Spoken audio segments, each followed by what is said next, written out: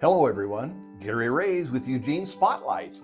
And today I have the good fortune of interviewing Jessica Baker, and she is with Oregon Supported Living Program. Now that's just kind of a name that I think some of you may know, but I've not heard of that one. So I'm anxious to find out all about what you do and what you do for the community. So Thanks, Gary. First of all, what do you do? Well, Oregon Supported Living Program is we're a nonprofit that supports adults with intellectual and developmental disabilities. So we own and operate 17 homes around the Eugene Springfield area. These are single family homes operated family style. So the people we support live there no more than 3 to a house, sometimes 2. Okay.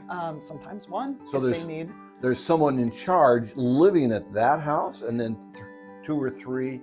The people we support are the only residents in the house. That is their house. Okay. And then our staff for 24-hour support will rotate in and out to support them in that space.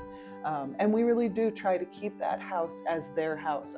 I can't just go knock on the door and say, hey, let me in. I really do. I'll call someone up and say, hey, Susan, can I come on by for coffee? And she'll say, oh yeah, come on by. We really believe in making sure that that is an independent space for the people we support, that they are empowered to really take ownership of their homes. I can imagine that you've received some very good support, especially from people that have relatives that has gone through some kind of disability issue, and certainly can use your help. Yes, many of the donors that we have, many of our supporters are folks who have family members in our care, or who have family members who experience disabilities and know how important the work is that we do. That's great. Yeah. You've been around, it says here, you've been around for 40 years. You're not 40 years old. I'm not 40 years old. But the program has been around for 40 years. Yeah, actually a little bit longer. We were started in 1978. So we're coming up on our 50th anniversary. We started as a program with the University of Oregon, supporting doing day programs for adults with disabilities. And then in 1988, we broke off into our own nonprofit and began offering 24-hour residential care and support. We do also have our supported living program, which is a little bit of a misnomer since we're OSLP, but the residential program and then the supported living program where folks are living independently and we support them at their homes. And how do you support them as far as, so you've got these people that are living in the home, there's 2 or 3 in the same home. How do you support them? In other words, is there training that goes on to different ways of doing,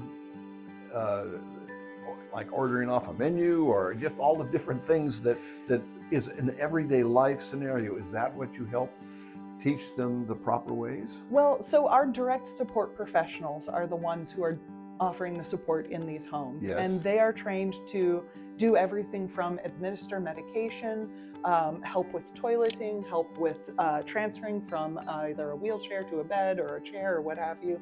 But they also cook meals with the people we support. They go out to the picnic to have a picnic. They will, watch TV together. They'll, they really do spend every moment of their lives, the people we support with these DSPs. So I want to clarify, these are mental deficiencies or physical deficiencies? Well, I call them deficiencies. Yeah. A lot of people with intellectual and developmental disabilities do experience physical disabilities as well, but the focus is to support folks with the acronym is IDD, intellectual and developmental disabilities. I understand. Boy, it's a tremendous contribution to this area. And so this is, do you serve Lane County, or do you serve all of Oregon? Because it says Oregon on here. It sure does say Oregon on there, but we don't even get outside Eugene Springfield. We are just right here in local. The work that we do, there are many agencies in town who are also doing that, and we love to partner with them because we are all supporting the same community. 1 in 4 Americans experiences a disability. And so when you think about that population in the Eugene Springfield area, even the 70 people we support and the 100 people that Raze supports, or they support many more than that, full access supports, or Alva Taylor supports, or Ally supports, or IEI supports, or Celia supports. Those are all folks just in this area. I see. We are still not meeting the need of many of the people with disabilities in our community. There's such a need. Yes. Such a need. Yes. I'm wondering how people, to find out about you, how can they contribute? How can they help, maybe donate to your program? We are always happy to take donations. Like I said, we're a 501c3 nonprofit, so everything is tax deduction eligible. We have our donation site on our website, and one of our main funds that we ask for donations to is our Community Access Fund, because most of our funding comes from Medicaid. Medicaid makes sure that the people we support are alive and have medicine and have a roof over their head. The Community Access Fund makes sure that they can go out to lunch, they can go to the movies, they can experience life just like you or I do. My fear, and everyone's fear at the moment, because we're in a political climate that is topsy-turvy, and you mentioned that some of your funds come from a federal source, and everything is kind of up in the air whether you're going to continue to receive funding. Truly. So is there a fallback? This came on rather quickly. Is there a fallback plan that can keep you running if indeed your funding ends with the federal government?